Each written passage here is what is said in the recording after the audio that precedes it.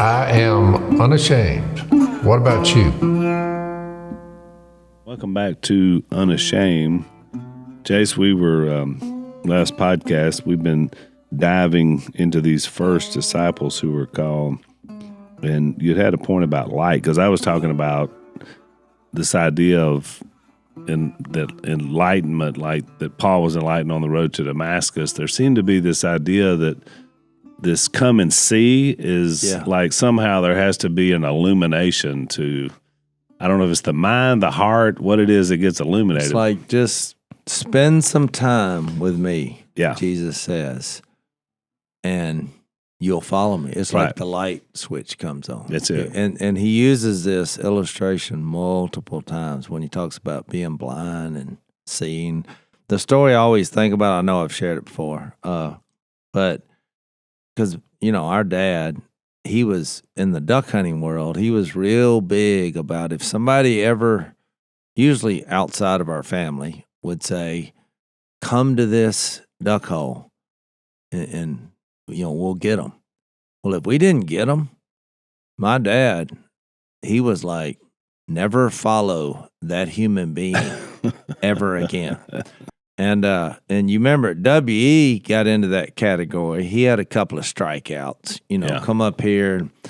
And I then learned after a while, I was like, if you get this wrong, you will be excluded from any future venture ever. Especially the first time. You can have a strikeout later, but not to start with. So, in a famous story that happened is one year the river was up. It was up so high during duck season that we were having to get in an outboard motor and go to our duck hole from the river. We usually drive, but you could, all the roads were under It was all water, yeah.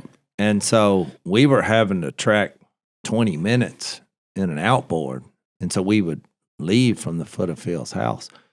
But one morning it was so foggy that he was like, now look, follow me. I was like, I know how to get there. Because you couldn't use your lights. You're just basically going by feel.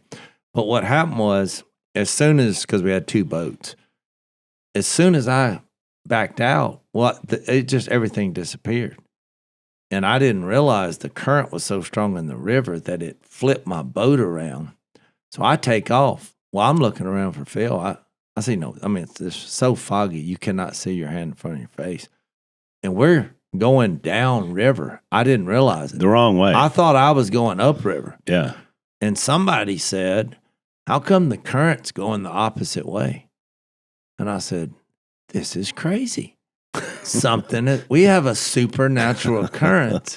Because my first instinct was, I'm going. The Watchtower River is flowing north. Because I was using the bank as my basis. I'm looking at the bank. Yeah.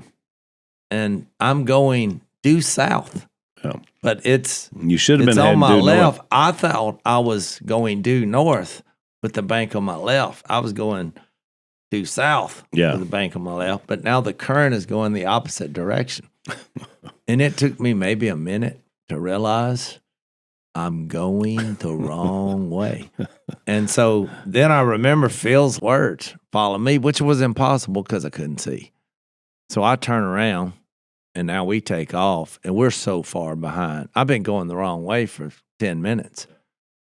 So what's funny about the story is an hour later, which is supposed to take 20 minutes, but it's so foggy. I'm just navigating, and I see a light in the fog. And it's almost getting daylight, but I see a light, and I'm like, that light is in a place where whatever that is doesn't make sense, because I knew where I was in my mind. And so I see the light moving, and it hit me. I thought, that's Phil's boat. They're lost, because I know where I'm at now. And they're in a field. Yeah. They're off the creek. They're off the river. They're just in the flooded field. Yeah, so I went to the light, that I could see, and I turned my motor off. They turned their motor off. And Phil said, where are we at? I was like, you're lost. But, so it makes me feel better about not following you. I was like, because I went the wrong way down the river. Everybody was lost. The blind was leading the lost, or was the lost leading the blind? Which one? The blind was leading the blind because we couldn't see. But so we both got forgiveness of that because the conditions were too rough. But in the context of what we talked about on last podcast, which I do think these are principles that can shape your faith, in that who was actually looking for who. And you realize that since Jesus is the Son of God, him looking for us is more important. And I think you see this in a lot of verses that doesn't seem to make sense. One of them's in 1 John 4 where it says, "This is love, not that we love God, but that he loved us." He first loved us. Yeah, he first loved us. Why is he saying that? Yeah. John 15 where he says, "Look, you didn't choose me, I chose you."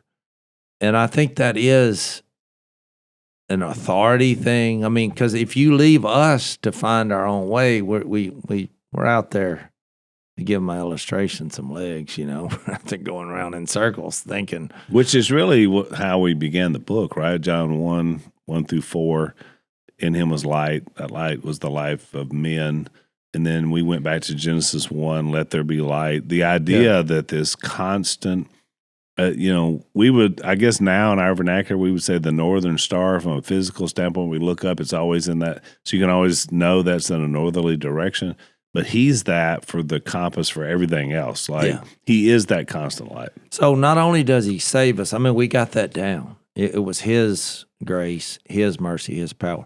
But then what we've been talking about is what we do. I mean, he called these disciples to be his witnesses. In Acts 1, it calls it the apostolic ministry. Because remember, Judas, because there's what's fascinating about this, which the reason I think it's more about vocation, what we're reading, is because he chose 12 people. And John 6 talks about this. Well, one of them he chose was Judas. Yeah. Well, why did he choose him?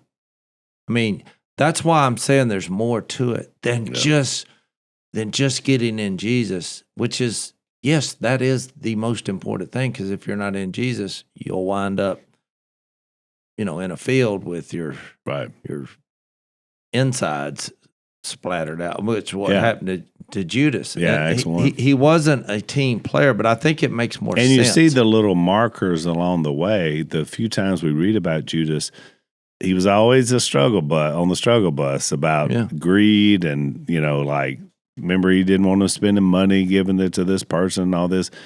But you get to the Lord's Supper the night before everything happened at the Passover feast, before it says Satan entered him.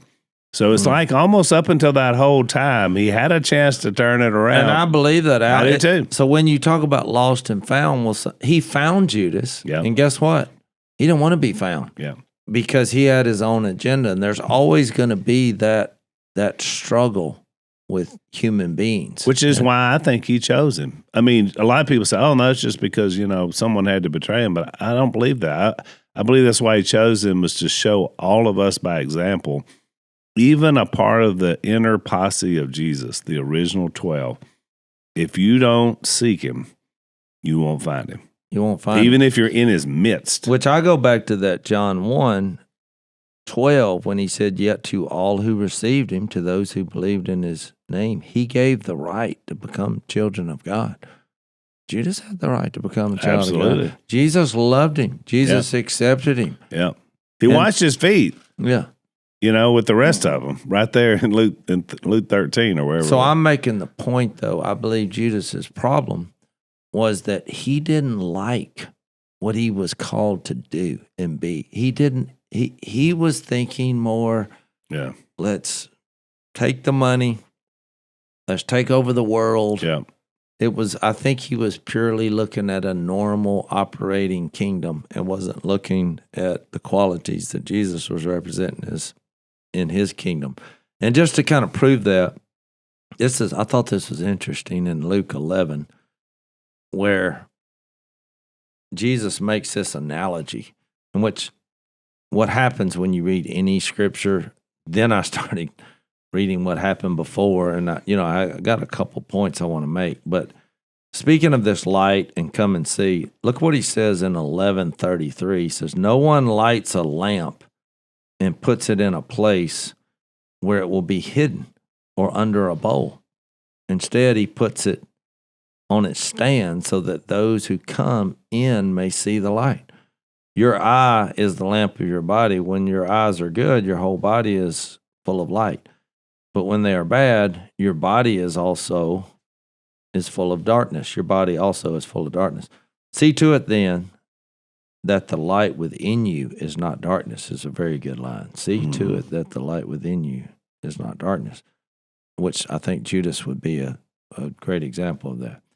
Therefore, if your whole body is full of light and no part of it's dark, it will be completely lighted as when the light of a lamp shines on you, which is then going back to Jesus, which I thought that makes more sense, when Hebrews 12, when it's like, let us fix our eyes on Jesus. You're like, well, how exactly do I do that? Well, it's getting back to this come and see, and then that becomes contagious where you're telling other people, oh, come and see. Yeah. Come and see the light. But you're never going to put a bowl over it. Which, I'm just saying, look at our modern day churches today. Yeah. It's like a bunch of buildings with bowls. Yeah. It's like, don't get too excited. Don't take it out of the building. Right. Keep it to yourself. It right here. Jase, years ago, I guess we may have been preaching students or maybe we were interns, but you read the book, Justin's Book of Martyrs. Yeah. And you were the first person that I knew that ever read it, and you told me about it. And then I read it, and it was one of the most inspirational things I'd ever read about the early apostles and disciples into the centuries, about how that they were persecuted and martyred. Well, yeah, and us, living in America, we don't tend to think that's going on. But even today, it's more happening than at any other time in history. So that led me to the Voice of the Martyrs, which is an amazing organization that has been telling those stories. And Todd Nettleton, who is the Voice of the Martyrs radio host, he's traveled to all these restricted nations for over 20 years and met these courageous Christians.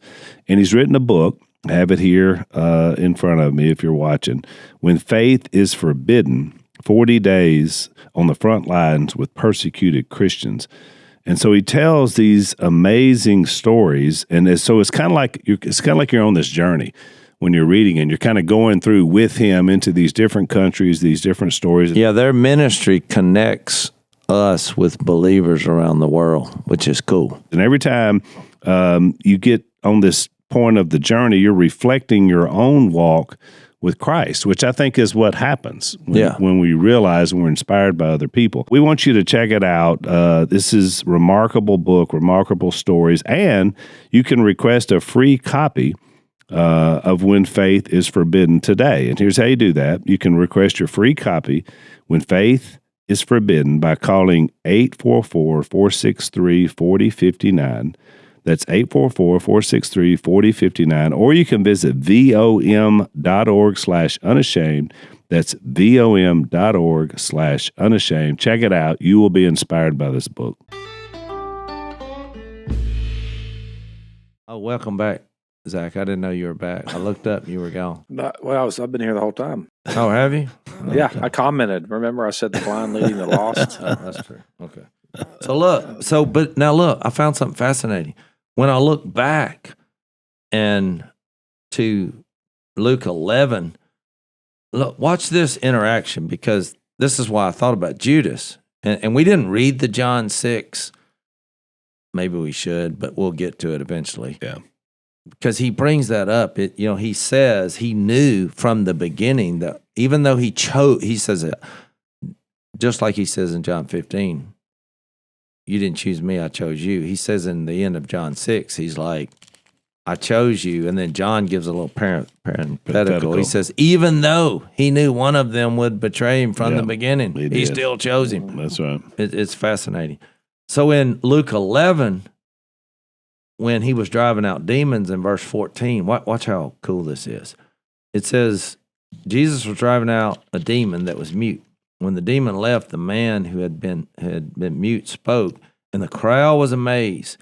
But some of them said, well, by Beelzebub, the prince of demons, he's driving out demons. Others tested him by asking him for a sign of heaven. So here you have two different responses. People they're coming and they're looking, and one of them is like, boy, this is amazing. But then the other is like, yeah, it's a demon. So they're coming and seeing Jesus in a different view. Right. But watch what Jesus says. Jesus knew their thoughts and said, any kingdom divided against itself will be ruined, and a house divided against itself will fall. If Satan is divided against himself, how can his kingdom stand? I say this because you claim that I drive out demons by Beelzebub, which I think is interesting that Jesus introduces another kingdom. Yeah. That it's of the evil one, right, which is earthly and of the devil. So then it says, watch what this says. Verse 18 or verse 17. Jesus knows the thoughts. Any kingdom divided against itself. I read that. Verse 18. If Satan is divided against himself, how can his kingdom stand? I say this because you claim that I drive out demons by Beelzebub. Now, if I drive out demons by Beelzebub, by whom do your followers drive them out? So then they will be your judges.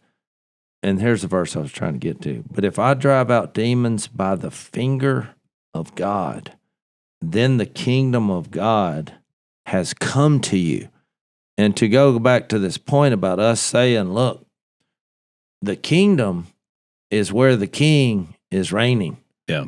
And he makes that statement, which I think is pretty profound. If I'm driving out demons by the finger of God, then the kingdom has come to you. So what do you make of that? Well, what was he doing? He was driving out demons by the hand of God. So that means that the kingdom had come upon them in that moment. It's one of the texts we use when we talk about the kingdom of God being here and now, and not just a future reality. It is the future reality as well. It's the kingdom that's here now, but not yet fully realized. And so I think that's what he's talking about there, and he's putting it puts an urgency in what we do now, because it matters, because stuff's going on now. Christ is reigning now. So when we talk about the finished work of Christ, that's not just about our justification, which it is about that as well. He did accomplish that on the cross, but it's also the fact that he is reigning now. Christ is king now. Yep. And I think you're right, Zach, because he goes on to say, verse 21, when a strong man fully armed guards his own house, his possessions are safe. But when someone stronger attacks and overpowers him, he takes away the armor in which the man trusted and divides up the spoils. And he says, he who is not with me is against me, and he who does not gather with me scatters. And it's going to be the same thought that you even see with Peter when he named him the rock. Well, you know why he named him the rock? Because remember when he says, who do you say I am? Matthew 16:18. Yeah. And Peter said, you're the Christ, the Son of the living God. And Jesus is like, upon that rock, you're Peter, and upon this rock, I will build my church. Yeah. Well, then later in Peter's writings, I think it's 1 Peter 2, remember when he brings up the rock, our cornerstone is Jesus? But then he says the same thing Jesus says here in Luke 11. He's like, well, some people are dashed on that rock. And it's the same principle. That's super important, Jase, what you just said, because that confession in Matthew 16, upon this rock I'll build my church, Peter's not the rock that the church is built on, because some people believe that. They think he was the first pope and all that. That's not what he's saying there. What he's saying is upon the confession, what Peter confessed, that Jesus is the Christ. That's the rock. Jesus, and so that's that same imagery that you get in Daniel of what comes down and crushes that statue of the kingdoms, the last being the Roman Empire. Well, it was a rock. A rock rolled down and smashed the whole thing. So you see this image of the rock throughout all the Old Testament prophecy, and then coming to full fruition in Jesus. And that's why Paul is very explicit when he references Christ as the cornerstone upon which. And by the way, we're living stones. Well, built and on the that and the cornerstones. Old Testament references is interesting because it calls it a cornerstone there, but it also calls it the stumbling stone, which is, to Jase's point, the same rock that becomes the cornerstone of everything we build off of was something to stumble over if you missed it. So again, it's that illumination. I thought about when you were describing that, Jase, and Zach, you might speak to this because you dealt with it in the movie, the Torchbearer movie that you helped write.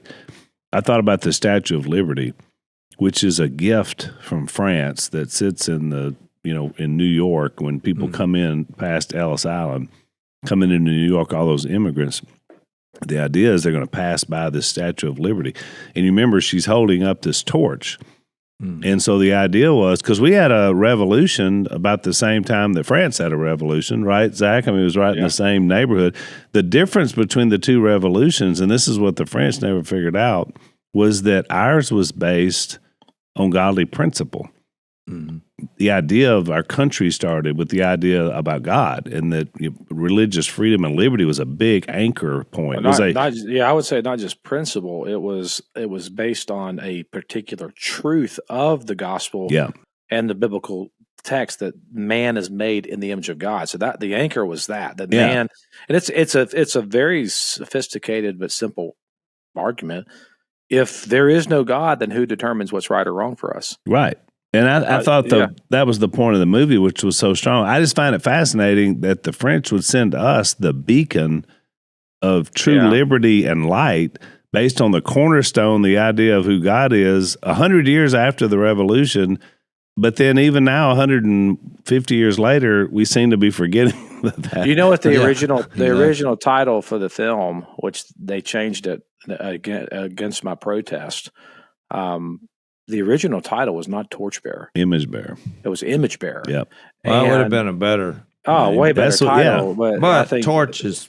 I mean, we are talking about carrying the torch, but that's why I thought about the point in what we're talking about today is this illumination idea. But it has to come back to that corner. It has to come back to who that is, or you can trip over it and you can lose it. Well, and that's why I brought up the two kingdoms here. Is because even when Peter dipped his toe into you're not going to die. I'm never going to let that happen. You remember what Jesus said to him?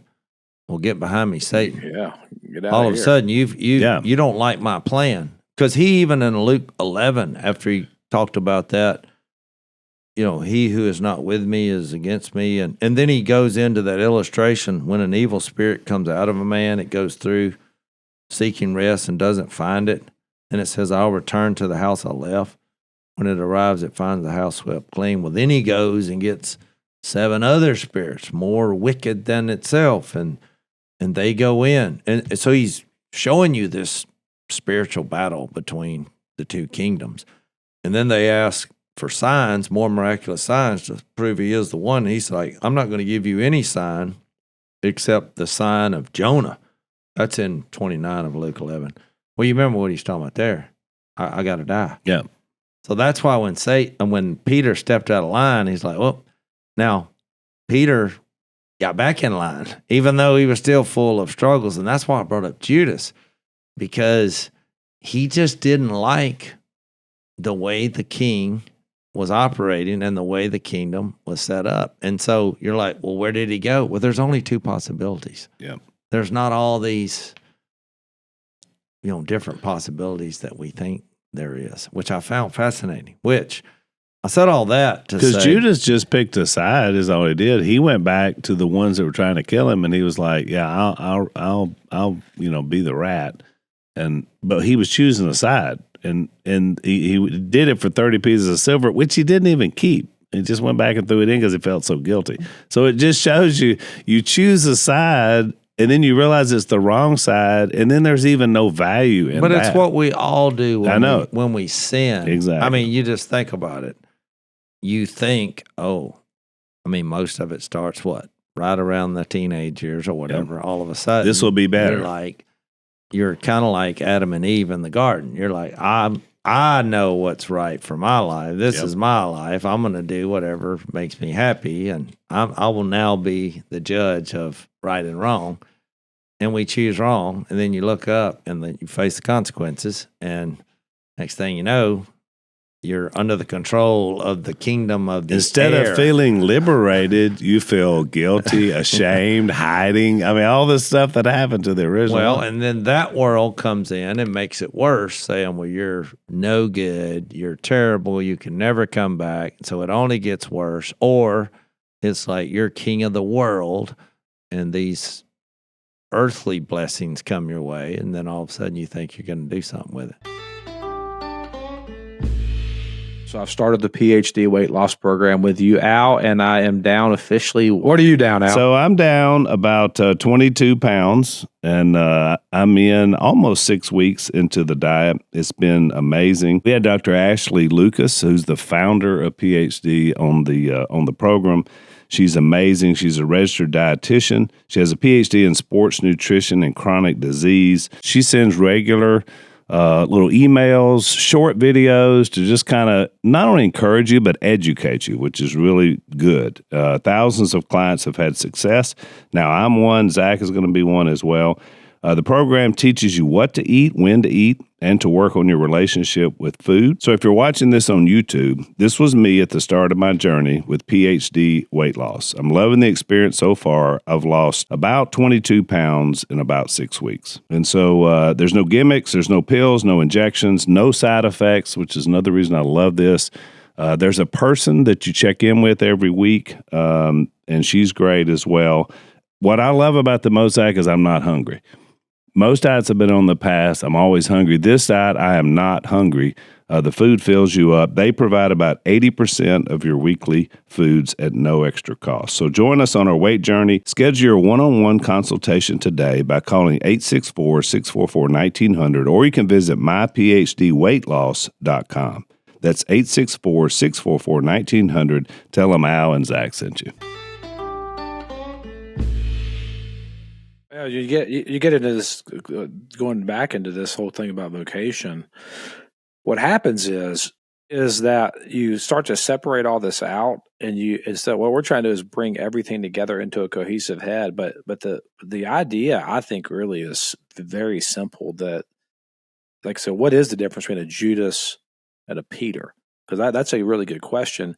I think one, because there's something underneath even our faith, I think. And I think that Paul speaks to this in Romans 2 when he says, he will render to each one according to his works. To those who by patience and well-doing seek glory and honor and immortality, he will give eternal life. But for those who are self-seeking and who do not obey the truth but obey unrighteousness, there will be wrath and fury. So I think when you go back to that question that Jesus asked them, what do you seek? I think some people, if they were to be honest, they are saying, I'm going to seek to be self-serving, no matter what the truth says. That's the whole thing. When you mentioned them accusing Jesus of working by the power of Beelzebub, man, think about what they're actually doing there. Because that's blasphemy, by the way, which is the unforgivable sin. Why is it unforgivable? Because if you're looking at Christ, who's performing the miracles that he was performing, and he's casting out demons, he's doing all those amazing things, and you're not convinced by that, but instead you're trying to find a way around him being the Christ. So you say, oh, you're doing that by the power of the devil. We can't deny your power. So then what we're going to do is the only next move is to say you're doing it under another type of demonic power.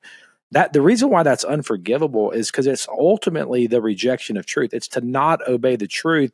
And the reason why we don't obey the truth is because we're trying to preserve our own selves. We're self-seeking, and we don't care about righteousness. We're not obeying righteousness. We're obeying our own thirst. And God says, if that's your motivation, if that's what you're seeking, here's the end for you: wrath and fury.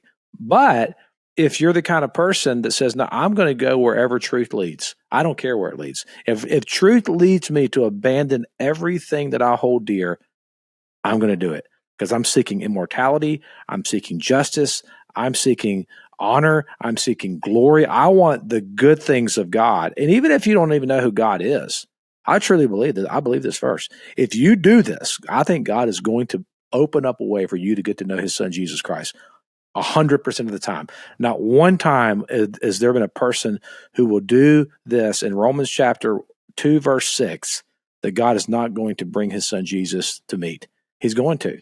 I think that's the difference between the two is those two type of things. Are you going to preserve yourself, or are you going to submit yourself to the sovereignty of God and His will? Yeah, and that's one of the blessings of getting to know the rest of the story with Peter, is we know that in spite of his weaknesses through the points of, his 3 years with Jesus, obviously he became convicted to the point that, he preached the first sermon to the Jews. He was there in the Cornelius for the first Gentile. I mean, like every first. Yeah. But you see, but you do see a persistence in Peter. Even think about this fact: he didn't give up.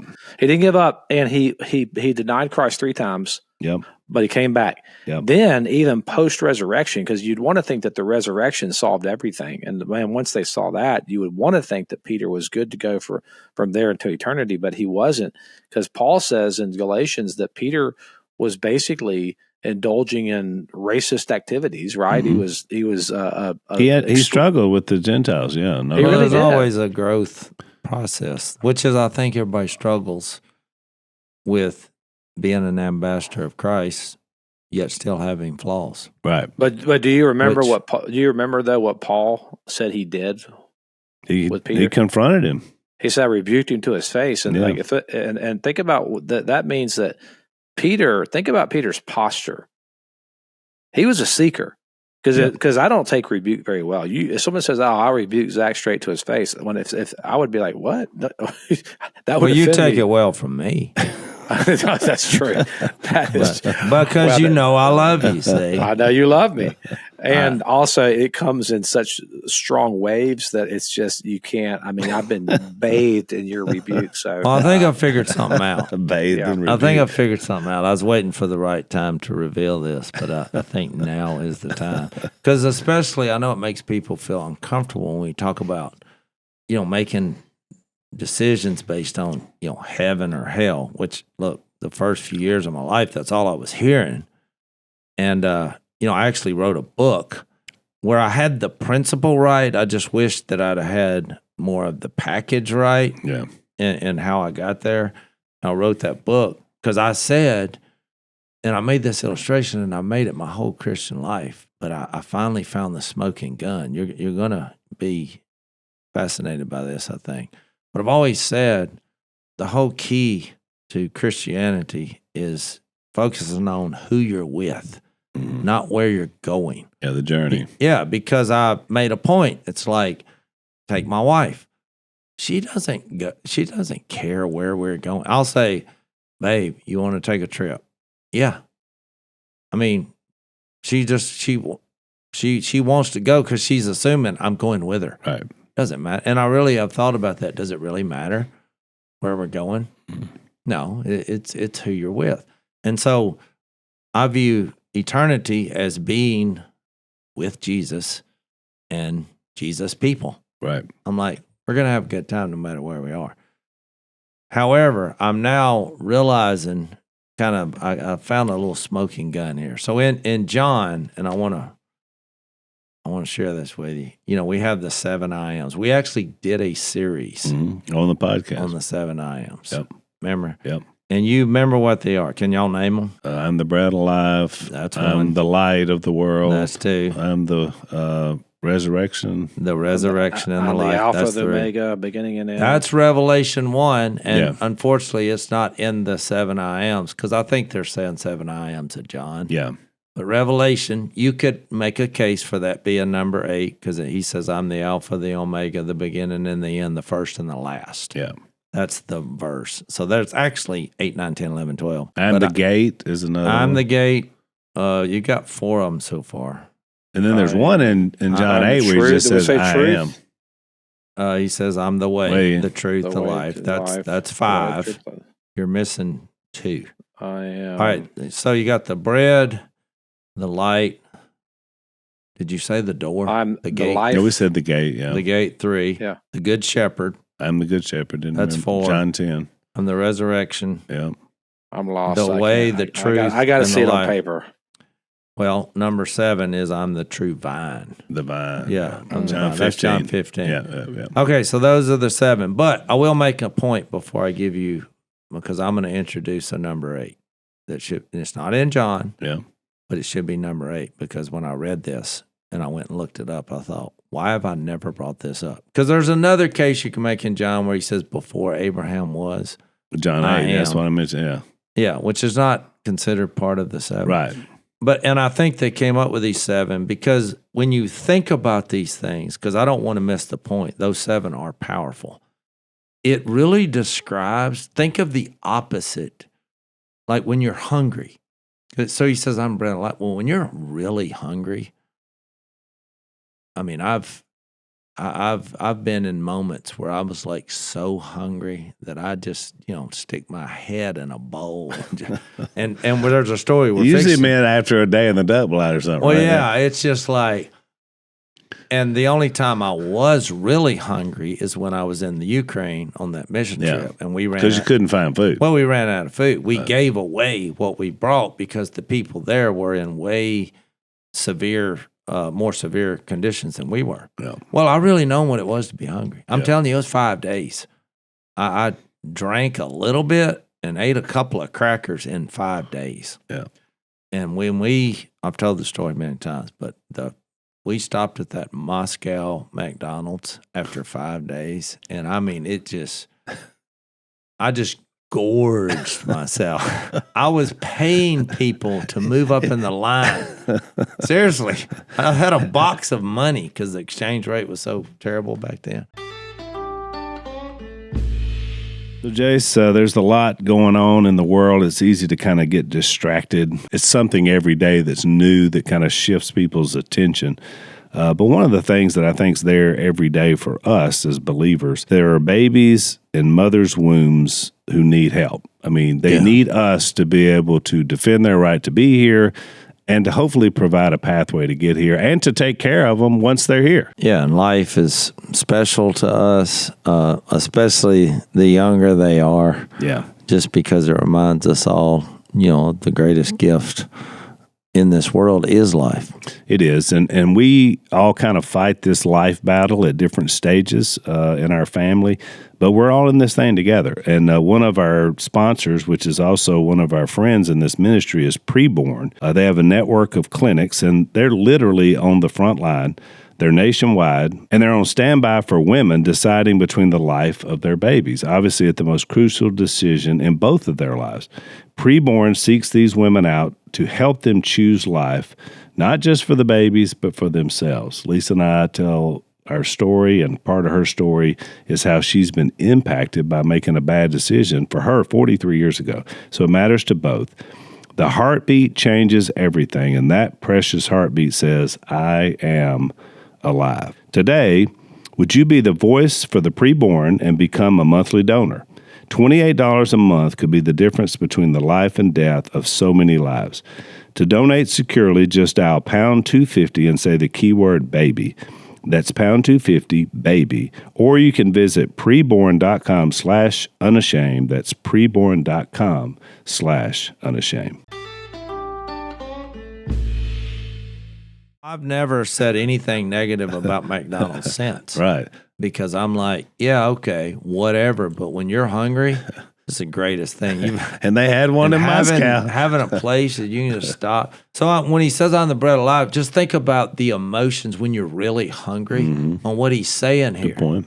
He's like, I'll satisfy that because he picked the strongest thing. Look, when he says light. Well, how are you when you're in total darkness? There's no worse feeling in the world. Despair. It's people have a phobia of that. And I do not like, as a little you lose your mind. Yeah. Too. As a little kid, I remember walking that 50 yards from Granny's to our house. Yeah, in the black dark. Yeah. And I ran. Nobody had to give me a spiritual sermon on it. I was like, you're just terrified because you can't see. And how many times you trip over that crack in the concrete? Stump toes.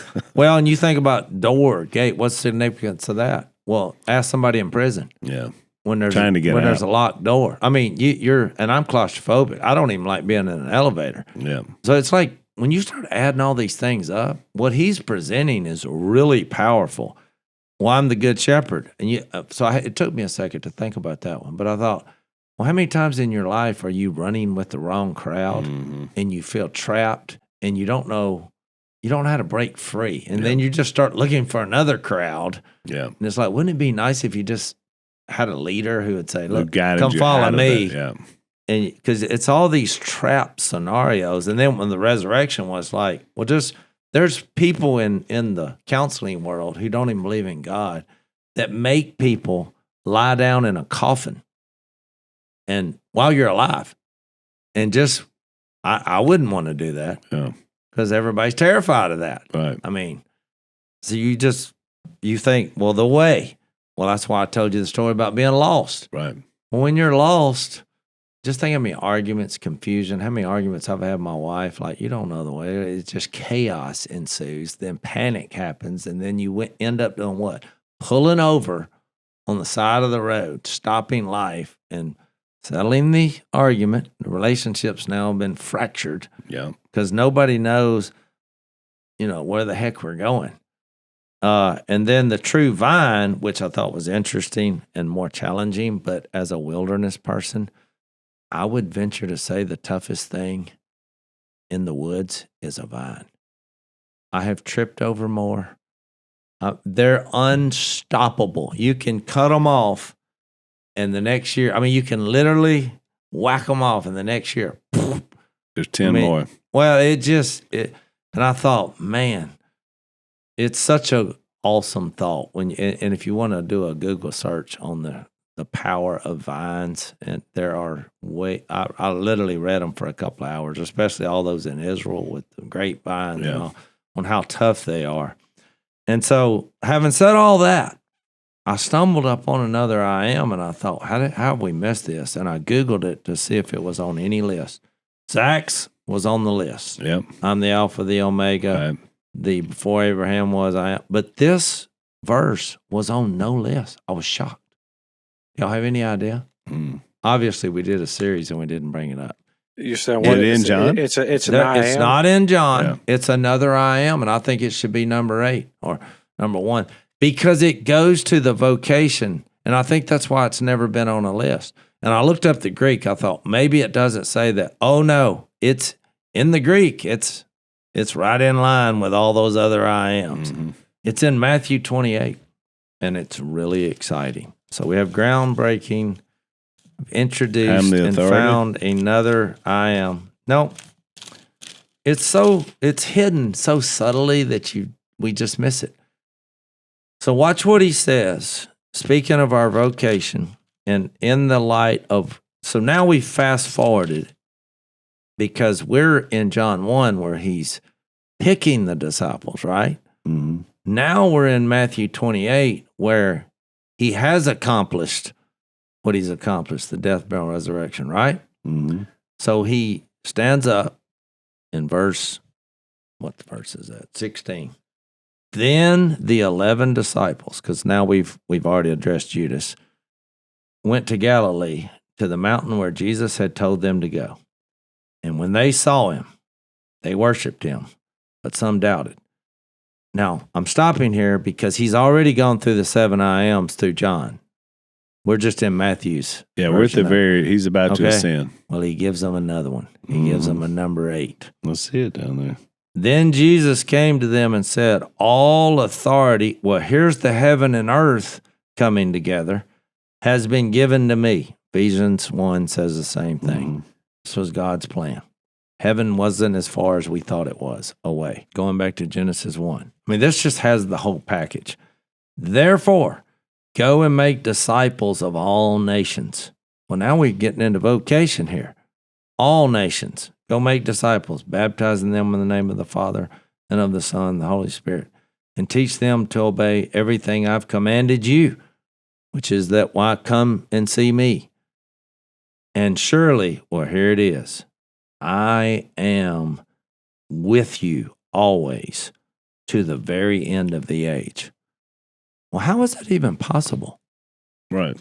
Because we know he's fixing to leave. Yep. Well, how is he going to be with them always? Must have to send something to live inside him, maybe. I don't know. Now we're getting. That's why when I read that, I was like, how have I missed this? Mm-hmm. Because it's such a profound statement about living forever with Jesus, Right. which is why he's going to give us his Holy Spirit, which he says, and I, look, am with you always. That when did that start? As soon as he left. I think it started when he said it. Yeah. Right. I am with you. Right. Always.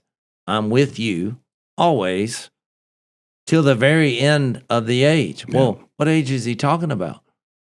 The age of this age, the world, pre-resurrected body? Okay.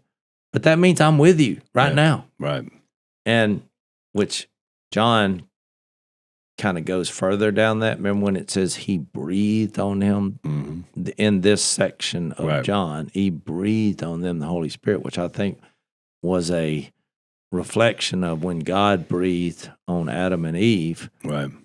So they could, he breathed on Adam, gave him breath of life. Well, now this is the new creation. And by that, he gave them his Spirit. And then he said, as the Father sent me, I now send you, which is John's kind of great commission. Yeah. Don't you find that fascinating? No, it's good. It's really good. Yeah, I think it's interesting. Gospel of Matthew, it starts the same way too, when he says that Emmanuel, which means God with us. That's at the very beginning of Matthew, is that God is here. God's with us now in Jesus. And then at the very end of Matthew, he says, I'm going to be with you. I am with you forever. So it's kind of like the accomplishment of what he came to do, which was, again, presence. That's why I think that we have to read the Bible through the lens of God, his presence with his people. That is the ultimate goal of his entire plan of what he's accomplishing. And he's going to do that and does do that despite human failing. That's the whole temple stuff. Everything we've been talking about, the temple, the kingdom, all of it, the atoning sacrifice, everything is pointing to that reality that God is going to live with humans, and probably more specifically in humans. Well, that's what I'm saying. My point is, he said the wording on that is tricky. Yeah. I'm with you always to the very end of the age. So you're like, well, which is it? I'm with you always or to the end of this age? Yeah. So I'm saying that is now all these other verses start making sense. Romans 8:11. If the Spirit of Christ, who raised him from the dead, is living in you, then he who gave life to Jesus will also give life to your mortal body. Now, once they got the Spirit, you are with Jesus always. But it's connecting heaven and earth. He's at the right hand of God in heaven, but there's a connection now been formed because he poured out his Spirit into their hearts. Heaven and earth has come together. So he's with you always. Well, to the very end of this age, which is pre him coming back, new bodies, new heaven and earth. I don't know any other way to read it. Well, that's why these disciples in John 1, they kind of, I don't think they obviously didn't understand what you just said in that moment. They just understood it in part because he says, when he's calling all these guys out, and then in verse 43, says the next day, Jesus decided to leave for Galilee. Finding Philip, he said to him, follow me. So you see that repeated language of follow me. Philip and Andrew and Peter, Andrew and Peter was from the same town of Bethsaida. Philip found Nathanael and told him, we have found the one Moses wrote about in the law, and about whom the prophets also wrote, Jesus of Nazareth, the son of Joseph. So they understood the arrival of the Messiah, at least in part in context of the Old Testament. They didn't quite understand it fully yet because they were thinking too small, as Jesus is going to point out here in just a second. Nazareth, can anything good come from Nazareth? Nathanael asked. Come and see, said Philip. When Jesus saw Nathanael approaching, he said to him, here truly is an Israelite in whom there is no deceit. How do you know me? Nathanael asked. Jesus answered, I saw you while you were still under the fig tree before Philip called you. Then Nathanael declared, Rabbi, you are the Son of God. You are the King of Israel. So I think that was the context that they are thinking King of Israel, the Messiah, the one that Moses talked about, but their understanding of what Israel or who Israel is was limited because Jesus said, "You believe because I told you under the that I saw you under the fig tree." In other words, I performed a miracle, but you will see greater things than that. He then added, "Very truly, I tell you, you will see heaven open and the angels of God ascending and descending on the Son of Man." And that's probably a reference to the Son of Man passage in Daniel chapter 7 when Jesus appears before the Ancient of Days. Well, I don't think it's probably. It is. And it's also referenced earlier in that in Genesis 28 with Jacob. Now we're going back to Jacob and Esau, talking about Jesus is the bread of life. I mean, Esau gave up his birthright for a meal to show you the power of hunger. That's a good point. Yeah. It really is, Well, when you think about this Daniel 7 picture, because this comes up again, by the way, in Mark 13 as well, and repeatedly in Scripture, like Jesus is referring to himself as the Son of Man. But when we read like a text like Mark 13, it seems like it's talking about the second coming. It's not. It's talking about the destruction of the temple in Jerusalem in AD 70. But just a simple reading of it, you'll miss that. You'll miss what it's really talking about. But when he mentions this Son of Man coming, that is a picture of Christ being vindicated. This is a picture of Christ ruling as king, being vindicated. And if you go back and read Daniel 7, what you're going to notice is it's not about Christ coming to earth, not this Son of Man thing. It's about Christ, the Son of Man, coming before the Ancient of Days, the Father. And the Ancient of Days then gives him full dominion over everything and puts all the nations under his rule and reign. So it's this picture of a king of Israel, but I'd say your definition of king and your definition of Israel is probably too small. Christ is going to reign over all of it. So going back to your text that you read and at the end of Matthew, what does he say before he says any of that? He says, "All authority on heaven and earth has been given to me." And what does he tell them to do?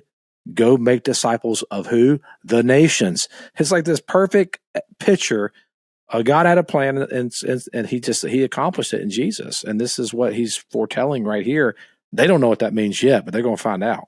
Well, I want to read the Genesis 28. So at 28:12, Jacob had a dream. This is 28:12, in which he saw a stairway resting on the earth with its top reaching to heaven, and the angels of God were ascending and descending on it. There above it stood the Lord, and he said,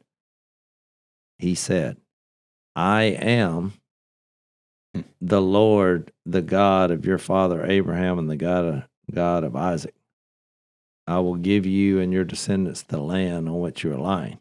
I'll skip down and read the end of verse 14. All peoples on earth will be blessed through you. All peoples, all nations on earth will be blessed through you and your offspring. Verse 15, I am with you and will watch over you wherever you go. That sounds familiar. I am with you and will watch over you wherever you go. I am, okay, you got it. Which is God's nickname. Yeah. I am. But I'm saying I think we missed that one in 28. Then he says, I will bring you back to this land. I will not leave you until I have done what I have promised you. But here's just a fascinating verse.